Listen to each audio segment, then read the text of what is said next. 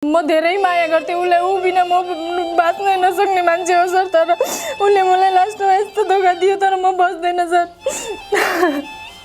म मेरो छोराछोरीलाई छोड्न सक्दिनँ, छोड्ने भयो अहिले म छोडेर कहाँ पुग्थेँ होला। मेरो छोराछोरीलाई म कुनै हालतमा छोड्दैन।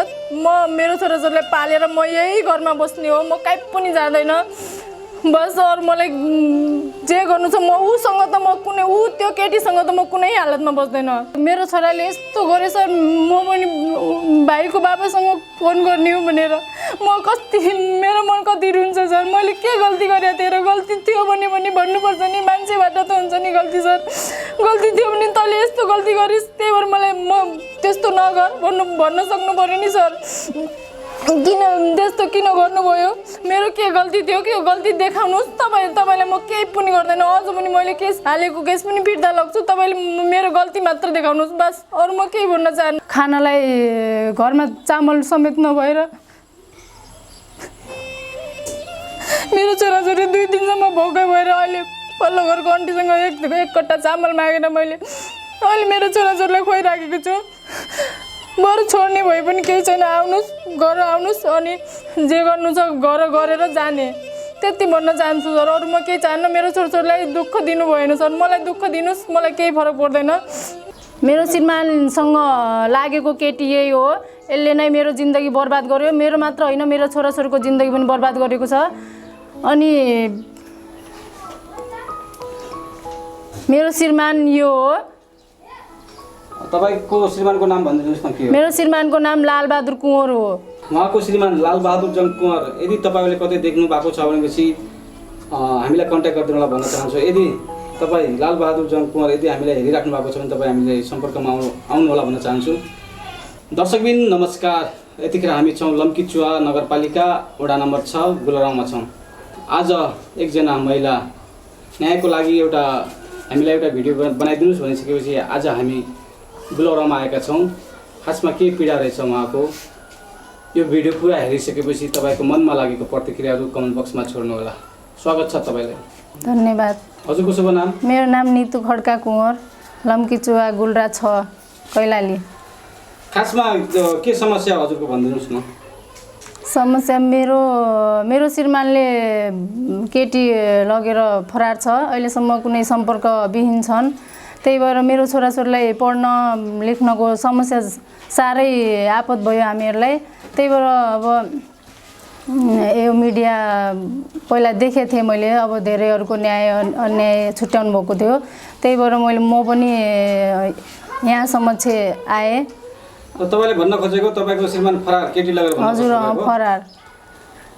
साँच्चै लग्यो हो कि तपाईँले आरोप लगाइराख्नु भएको छ? होइन, 100% हो। मेरो नन्द समेत पुर्याउन गएको प्रमाण छ सर मसँग। प्रमाण हुँदाहुँदै पनि मेरो कुनै सुनवाई भएको छैन सर। तपाईँले अदालतमा मुद्दा हाल्नु भएको छ? मुद्दा पनि हालेको छु सर। पहिला मैले मुद्दा हालेकी थिएन। पहिला मैले त्यही अब चौकी गरेको थिएँ सर। अब प्रमाण गड्डा चौकीमा गड्डा चौकीमा पक्राउ हुँदाखेरि अब माइती नेपालले पक्राउ गरेको थिएँ सर। अनि एक राति राखे पनि थियो। त्यति हुँदा पनि मलाई कुनै सम्पर्क मैले थाहै पाएन सर। अनि 2 दिनपछि मैले थाहा पाउँदाखेरि मैले यता भौतारे उता भौतारे एक्लै मान्छे के गर्ने थिएँ। अनि त्यहाँ गइसकेपछि अनि पछि मैले प्रमाण जुटाइसकेपछि अनि मैले यहाँ पुलिस चौकी पनि गरेँ। पुलिस चौकी गइसकेपछि अनि मुद्दा हालेँ सर। अनि कति वर्ष भयो तपाईँहरूको श्रीमान र तपाईँबाट पीडित हुनुभएको, टाढा हुनुभएको तपाईँ? पीडित त सर म अब पहिला त धेरै राम्रो हुनुहुन्थ्यो होइन। अब कसको कुरा सुनेर हो या नसुनेर हो मलाई थाहा भएन सर। पहिला त अब राम्रै गर्नुहुन्थ्यो, बच्चाहरूलाई पनि राम्रै गर्नुहुन्थ्यो। अनि 4 वर्ष चाहिँ एकदमै यातना भयो सर मलाई। अब न मसँग सम्पर्क हुने, न मेरो नजिकै नआउने, मेरो घरमै नआउने, पाहाडमै बस्ने, यताउता अब छोराछोरीलाई पनि वास्तै नगर्ने, त्यस्तो भयो सर। 4 वर्ष भयो। 4 वर्ष भयो है? हजुर सर।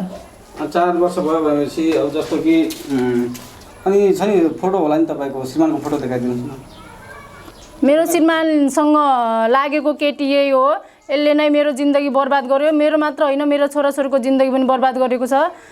अनि मेरो श्रीमान यो हो। तपाईँको श्रीमानको नाम भनिदिनुहोस् न, के हो? मेरो श्रीमानको नाम लालबहादुर कुँवर हो। यदि तपाईँले त उहाँको श्रीमानलाई लालबहादुर कुँवरलाई कतै देख्नु भएको छ भनेपछि हामीलाई सम्पर्क गरिदिनु होला भन्न चाहन्छु। एकचोटि लालबहादुर कुँवर यदि तपाईँले यो भिडियो हेरिराख्नु भएको छ भनेपछि हामीलाई सम्पर्क गरिदिनु होला भन्न चाहन्छु।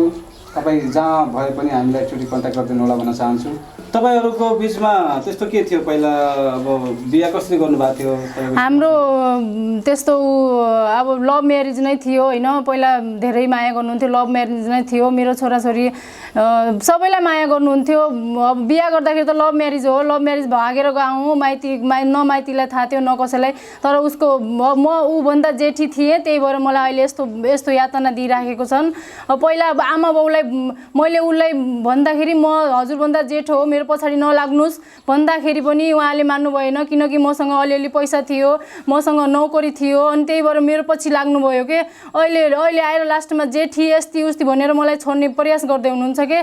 छोडिसक्नुभयो, अब छोड्ने प्रयास मात्र होइन, छोडी पनि सक्नुभयो। तपाईँले पहिला पैसा कमाउँदासम्म तपाईँलाई हो, मलाई मायाको उस भयो। जब मैले अब नोकरी गर्नै सकेन, जब जाने बित्तिकै मेरो छोरी भइहाल्यो पेटमा होइन। अनि त्यसपछि मलाई काम गर्ने जान दिएनन्। अनि त्यसपछि मेरो के हुन्थ्यो, अनि काम गर्नै जानिदिएपछि कसले राख्छ सर भन्नु त? कोहीले राख्न सक्छ, कोही पनि राख्दैनन् के। म के कोही कुन नोकरीले राख्न सक्छ र जब कि काम गर्नै जाँदैन भने भोलिका दिन अरू राख्ला नि, उनीहरूको पनि लस हुने भयो नि जे कुरा पनि। तपाईँले कमाउँदासम्म तपाईँको श्रीमान आफ्नो भयो?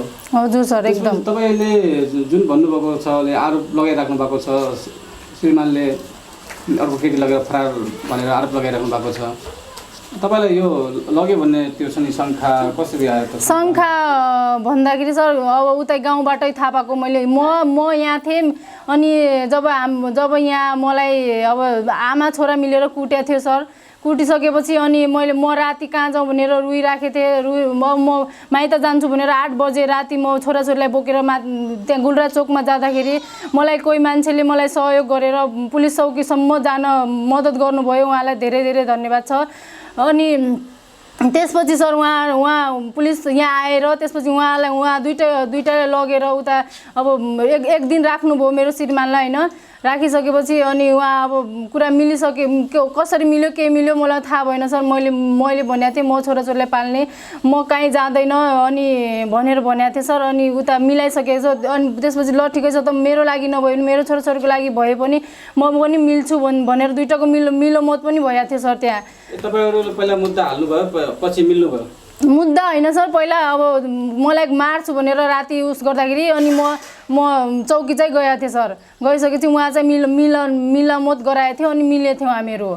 अदालतबाट पक्राउ पुर्जी आएको छ तपाईँको श्रीमानको नाममा? हजुर सर। हाल्नुभयो, भर्खरै आएको छ, 35 दिनपछि आएछ म्याद। हजुर सर।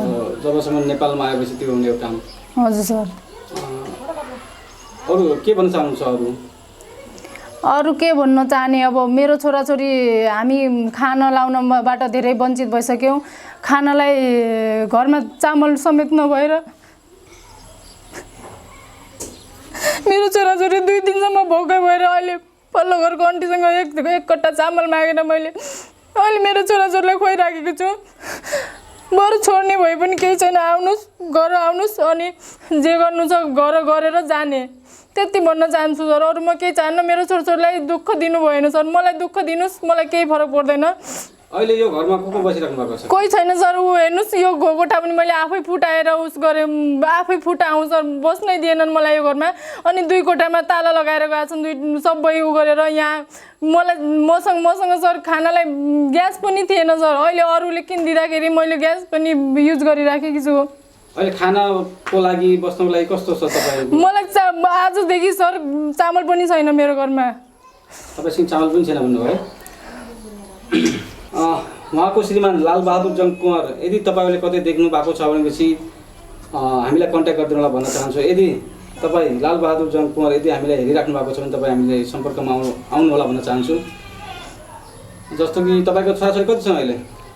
2टा छन्। बाबु यहाँ त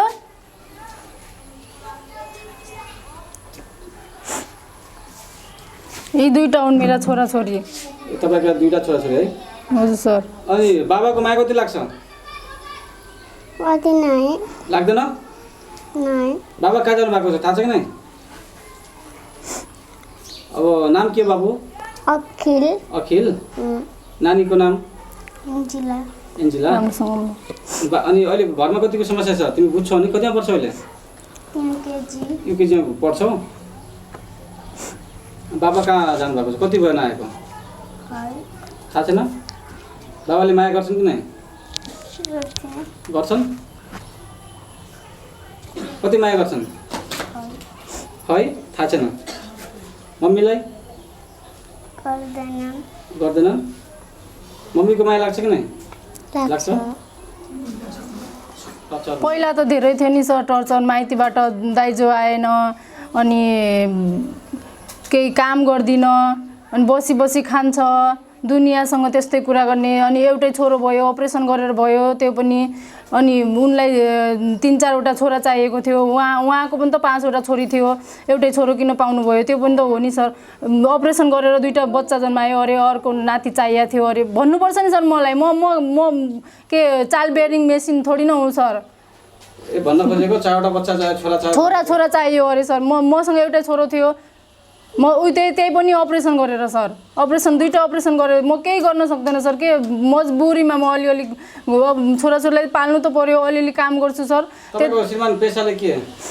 केही होइन, पेसाले इन्डिया काम गर्नुहुन्छ। अब अरू केही होइन त्यस्तो, मेन पेसा केही छैन। त्यो धामी आउँछ उहाँलाई। अब धेरै त भएन, अब 2-3 वर्ष भयो धामी आउन लागेको। अहिले म केही गर्दैन सर। अहिले स्कुलमा अलिकति हेल्पर गर्छु, अरू के गर्ने हो। हेल्पर गर्नुहुन्छ अहिले है? हजुर सर। अरू त्यो जस्तो कि तपाईँले भन्नुभएको थियो मेरो श्रीमानले एउटा केटीलाई अपराध हुनुभएको छ भन्नु लाग्नु भएको थियो। केटी र तपाईँको सम्पर्क पहिला न अब मैले थाहा पाउँदाखेरि सर, अब मलाई पहिला मिनेटमा फोन गर्ने मान्छे, अनि मलाई कुनै सम्पर्कै नगर्यो भने मलाई पनि शङ्का हुने भयो नि त सर। त्यसपछि मैले अनि यताउताको अब भने यस्तै उस्तै भन्दाखेरि बल्ल भन्दाखेरि अनि अब त्यस्तै भयो। अनि मैले पछि त्यसको नम्बर अब साथीहरूबाट यताउता पत्ता लगाउँदाखेरि अनि मैले भने बहिनी हेर, बिहा मेरो श्रीमान हो, उसको 2टा बच्चा छ, म छु, फेरि तिमी त सानै बच्चा होइन, तिमी त राम्रो मान्छे पाउलाऊ भन्दाखेरि त आफ्नो श्रीमानलाई सम्हाल्न सक्दिनस्, अनि त मेरो पछाडि आयो भनेर डायलग दियो झन्। अनि त्यसपछि अब त्यस्तै झगडा हुँदाखेरि अनि अब म जाँदैन तेरो श्रीमानसँग भनेर भन्थ्यो होइन। तपाईले के भन्नुभयो नि त्यतिकै? भने सर म के भन्थेँ, मलाई सिधै गाली गरिहाल्यो, रन्डी यस्तै उस्तै भनेर, त आफ्नो श्रीमानलाई सम्हाल्न सक्दिनस् यताउता भनेर। म त्यस्तो गाली गरेर अब म उसलाई चिनेको छैन मैले, म उसलाई के गाली गर्ने थिएँ? गाली पनि केही गरेन। हेर बहिनी तिम्रो जिन्दगी पछि बर्बाद होला, हेर यस्तो म माथि यस्तो अन्याय नगर, अनि सानै छौ बरु पढेर ठुलो मान्छे बन, यतिसम्म पनि भने सर। त्यसले माने थियो कि माने थिएन त्यति बेला त गर्दैन भन्यो। पछि फेरि मैले अब चासो गर्दाखेरि त्यो केटी अब धेरै अब 1 वर्षपछि फेरि चासो गरेँ।